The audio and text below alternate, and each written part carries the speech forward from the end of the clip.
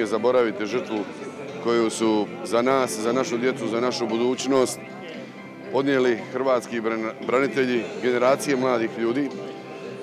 Vozeći se prema Kninu slušao sam generala Miljevca koji je rekao malo prije ono baš što se tiče ovog resora.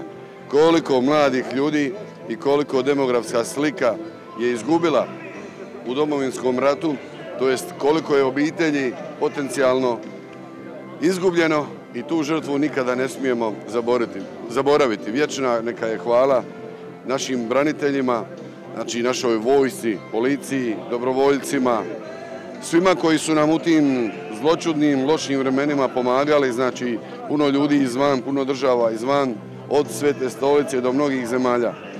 Ali ono što još jedan put treba istaknuti, sad kad se okrećemo u budućnosti, nikada više na ovim prostorima rat, a danas možemo reći da ćemo voditi jedan, pod navodnicima, rat za bolju budućnost, a to je oživljavanje naših sela, gradova, upravo zbog ovih vrijednosti zbog kojih su podnesene žrtve. Hvala vam lijepo i neka je sretno svima.